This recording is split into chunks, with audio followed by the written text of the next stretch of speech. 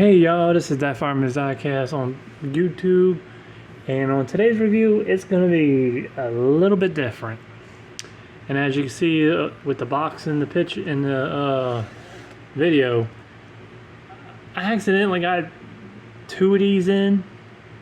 I got one from Plan B sales because it was really getting really cheap, and a friend of mine, his diecast shop, was able to get one in for me, and I hold true to my word. If I ask somebody to look for something for me, I'm still gonna buy it regardless. So now I have two of these, and I have a third one coming.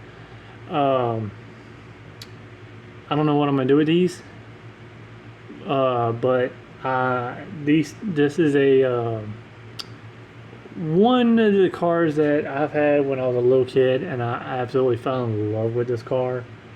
And I've always wanted it since then. And give or take that this car is now 24 years old. It is amazing that how great these cars were made back then instead of the crap that's made now by Lionel. So we have Ernie Irvan. He retired in 2000, so Ken Schrader took over the 36 after this. So this is a farewell salute, 13 years of NASCAR. He was in NASCAR for only 13 years. And his name still gets brought up to this day, and was one of the good race car drivers. So he didn't win much, but he made his name stuck for 13 years. And you got guys in NASCAR that's been here 20 years and really hadn't made a name for himself. So we got all the M&Ms, official candy of the new millennium, and this is right before Y2K happened, and everybody was flipping the frick out. Same thing on this side. It's a sleeve that they used to put action when action was actually good. And so I got this is the spare one that I have, and I'm gonna pull out this other one. And this car is just undoubtedly one of the most beautiful schemes I've ever seen. I don't think anybody can ever replicate this nowadays as far as on track, how beautiful this car is. And just the if you see in the light, it has like silver metallic flakes inside the paint. So you have this dark navy blue with a metallic flake all throughout this paint scheme. New Millennium kind of the stars and all that stuff. So overall, it's like one of the best cars I've ever seen. Now I have another one of this that I never knew existed. It was a prelude to this car, and I'm gonna do a review on that one as well. This video is gonna drop first, but I didn't even know that existed, and a friend of mine had it and I bought it from him. So get on with this review. I know it's a 24-year-old car, so I don't know, YouTube wasn't a thing back then. Well, maybe it was, I don't know. I mean, I was turning 11 years old in 2000. So we got the red M&M. M&M means 2000. Got all the confetti all over this car, like all over it. So on the front, the Pontiac Grand Prix, beautiful. I mean, the Pontiacs just meant business, just the way they looked. And I wish Pontiac was still around. I think GMC screwed up and got rid of one of the best-selling, best-looking cars they had. I've had a Pontiac, and I absolutely love that freaking car. Pontiac just is the Holden Commodore in Australia. So they make the new Chevy SS or something like that with that car now.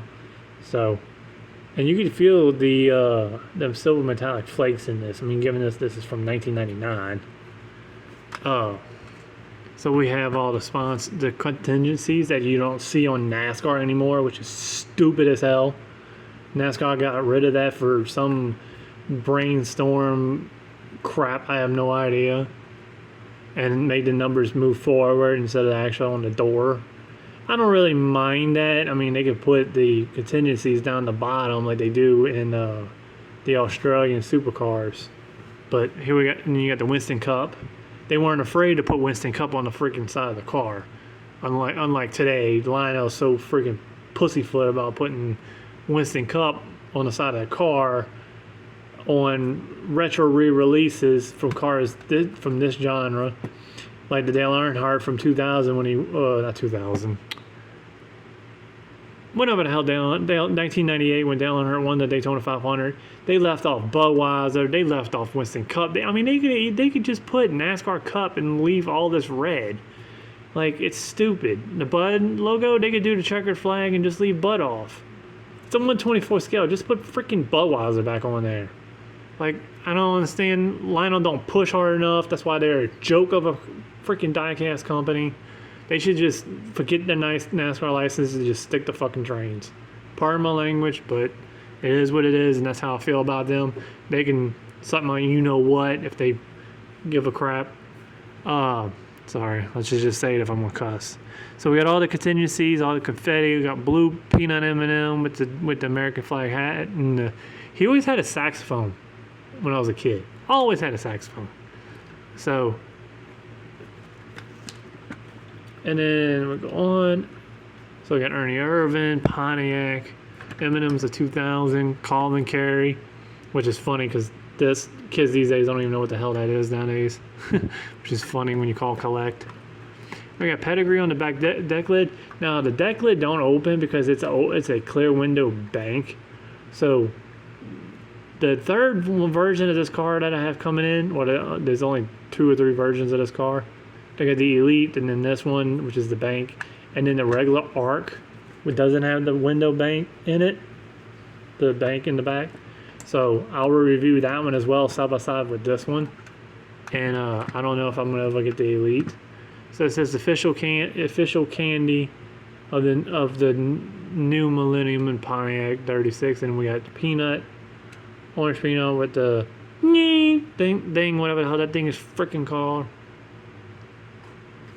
And we'll go to the roof. You got just look on the hood in it right now. Look at the metallic flakes popping out. We got Miss Green on there. She was new, I think, that in the upcoming year, the year before that, or something like that. M&M's 2000, Colin Carey. Same thing on this side, and you could just feel the texture of the metallic flakes in this. So with this being a bank, the trunk lid don't open. So this don't even have the key. Key is missing. So you open this up and you get your coins out if you ever want it. This is what I was talking about. If you watch my McLaren video when I said about the tires, it looked raced. This is what I meant by that. NASCAR went in the non-race tires, have this Goodyear sticker on them, and so no suspension. It's got suspension on the front, decent radius, turn radius, not like Formula One. So we have the metallic flakes actually continuing on into the underneath the hood. And we have M&M's 2000. Look at that Pontiac pure power, Pontiac GM engine in there. Beautiful. And look at the engine detail. So, I mean, you got a full-fledged engine in this car. Now, this don't have the window net where you can pull it down. That'll be the Elite, and it has the tethers and all that stuff. The engine detail in this car back then was probably $40, $50 if I had to guess. And cars these days, you won't even get that detail. You won't even get a hood open for no less than probably $80, $90 now, which is stupid on Lionel's part. Now I know NASCAR is really going in the crapper because everybody's switching over to Formula One like I did. But yeah, cars back then made so much better. I mean, look, this is a 24-year-old car, and it looks like it's brand freaking new. Now, give me a car from this year from Lionel Racing, and 24 years from now, I'll make a review video of that car and watch how destroyed that piece of shit is. Whereas this, in 48 years, is still going to look like this. So, hope y'all like watching this video. I know it's off the wall. I know typically when I do these videos, I want to kind of throw Lionel under the bus. So, thank y'all for watching. Like and subscribe. Thank y'all for watching.